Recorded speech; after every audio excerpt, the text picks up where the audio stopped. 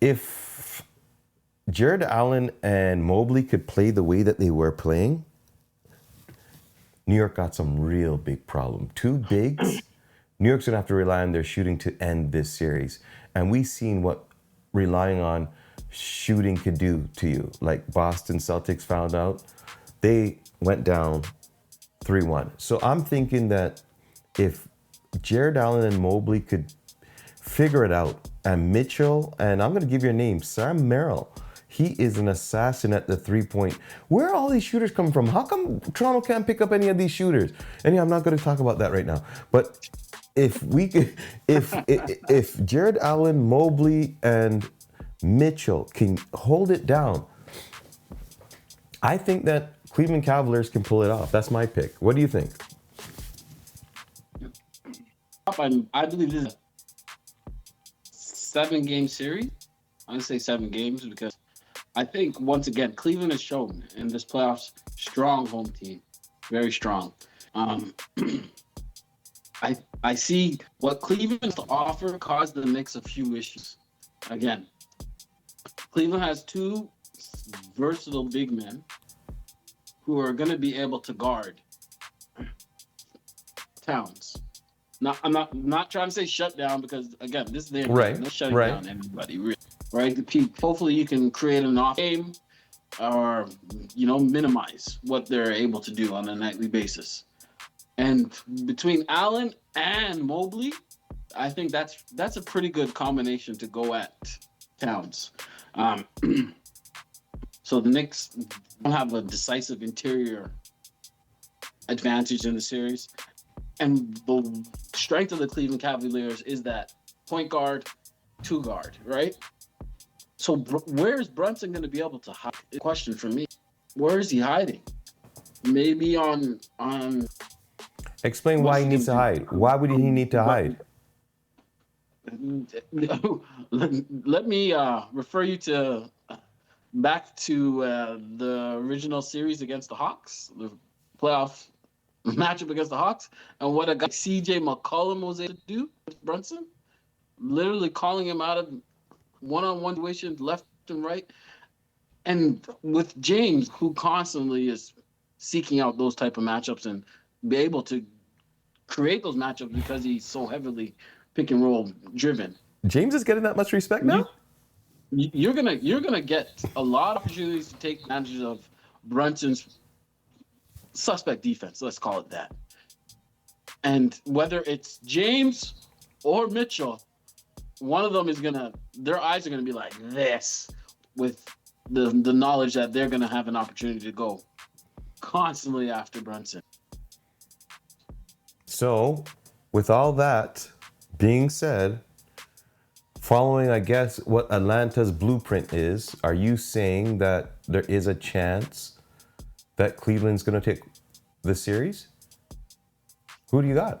I vastly disagree with people who said they don't have no chance at all.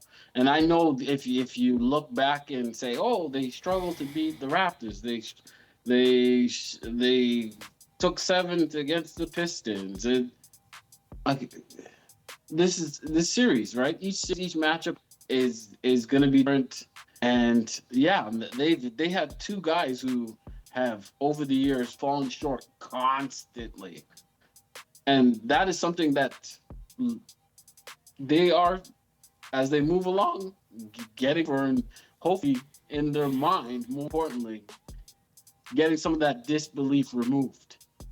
And if Harden and Mitchell are able to get in their mind that, hey, we're guys that belong here and should be in the finals, I don't see why Cleveland wins series at all. I see a strong possibility of it happening. So you're picking Cleveland as well?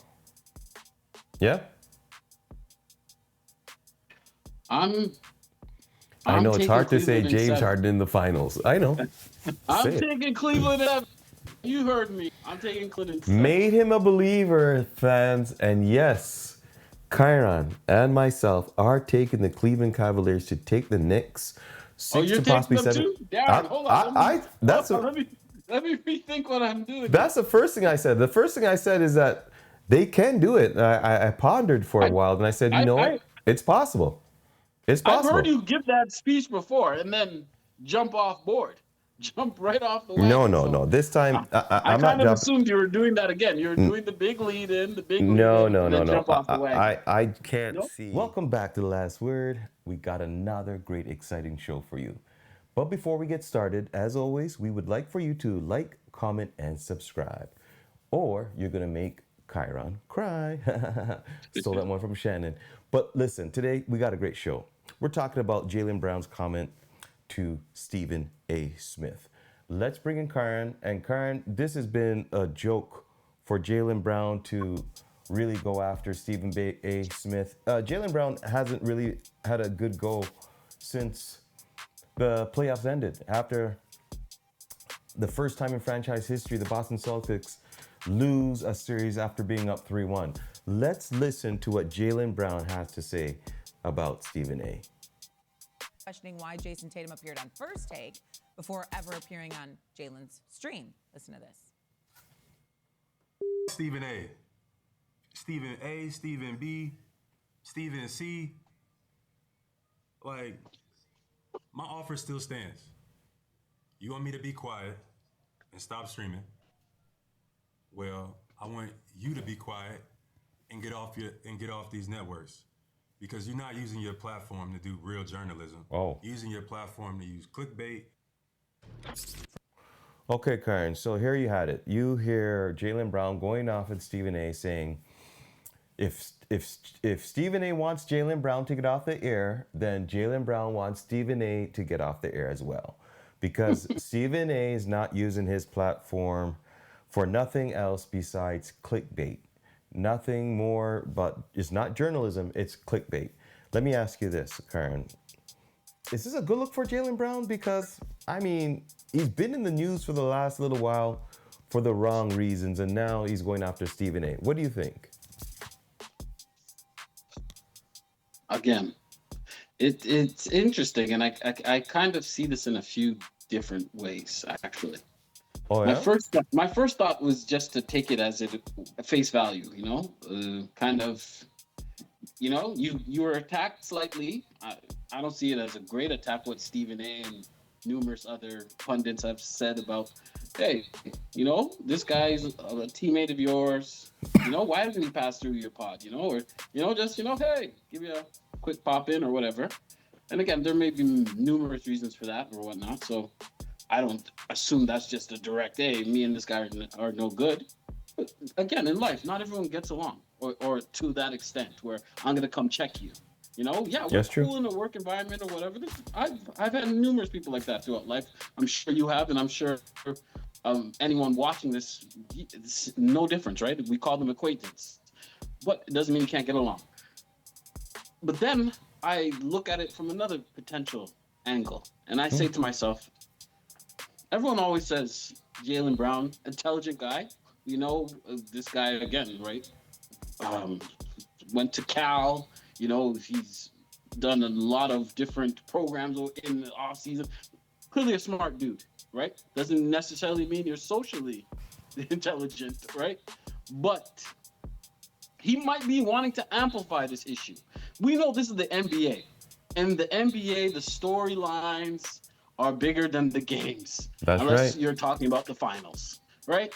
So, hey, and if he truly wants to get traded to somewhere where he can be the face of a franchise, isn't this kind of the path you would take? Unless your name is Jimmy Butler and you get straight to it. But this is a route to getting to potentially what he wants. You know what? It's funny that you say that, because that was the next thing I was going to say. And I'm thinking that, hey, they're both young. They're both MVP type candidates, and they've both been in their respective teams for a long time. Could we not see, maybe with some missing added pieces, a trade down the pipeline? Like you just said, the storyline is there now. Let's see some action. What would a trade Anthony Edwards for Jaylen Brown really mean? Like, do you see that sort of kind of being a wash? They're both young. They're both, one is the leader of his team, and one is is a leader of his team, but for some reason isn't respected as a leader. And I don't think that Boston is looking at Jaylen Brown as the leader, even though Jason Tatum's been out all year and he's done. I'm kind of surprised. Wasn't sure that's where you were going with this, but there's no way Anthony Edwards gets traded. He's not getting traded. They're going to trade whoever they need to appease him, yes, but not trade Anthony Edwards. As for Jaylen Brown, getting back to Jaylen Brown,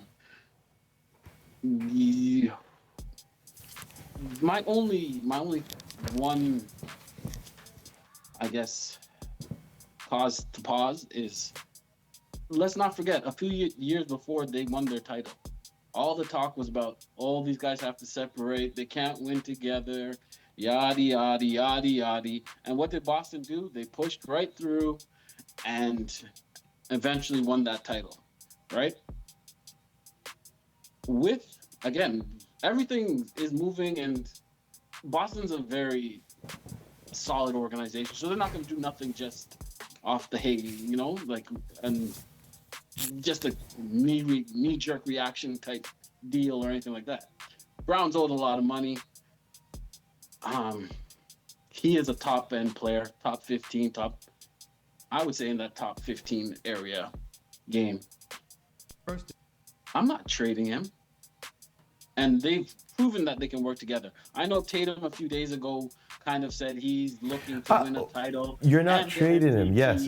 But what so if... it's kind of like is that a low-key kind of, hey, this is my squad and I need to cement myself as the top dog here? We've heard all these conversations a few years ago. And where did it lead? It led to them staying together and winning a title. Yeah, but now that you as ownership, unless he comes to you and says, hey, or someone knocks the socks off and gives you a deal, an offer you can't refuse, which I don't know what that looks like. Or he literally comes, says, guys, come on, I gotta go. And even with him doing that, I can see the organization looking the other way and saying, yeah, that's nice, but you're under contract, and unless someone knocks our socks off, you're here. You're a Celtic. Yeah, and that's the unfortunate thing. Does he want to be there though? Right? And if he doesn't want to be there, are you willing to pay him north of $300 million for someone who just his heart is not in it anymore? Like, I think he says he embraces the city of Boston, but a lot of things that he's saying off the court points to the other direction, that he's not really into Boston anymore. And I'm looking at it like this. He was like 4th or 5th in MVP voting. I don't think Jason Tatum's ever been that high. He was MVP of the championships not too long ago, and he's still looked as the Rodman. He's not looked at as a driving force. He's not looked at as a person that can lead a team to a title. So with all that, I think he has some self-proving to do. Maybe that's something he wants to do. It's like, I'm not going to get no respect here. If I stay here, you're still going to pay Jason Tatum the most money. You're still going to look at respect. The guy has over $300 and something million contract. Like, what is that? The second highest in the league or something? Like, what are we talking about? Respect is money. Okay, and he's gotten the money. We're talking about this, Karen. You look down the bench, you see Jason Tatum. Yeah, we want him for the U.S. basketball team. Pick him. You look down the bench the other way. Derek White. Yep, we want Derek White on the U.S. basketball team. Pick him. That was so disrespectful. Now you're talking about disrespect. What about Jaylen Brown? He just won the NBA title. What? He's an MVP. Now we got our guy. Derek, get on the court. Disrespect. Disrespect.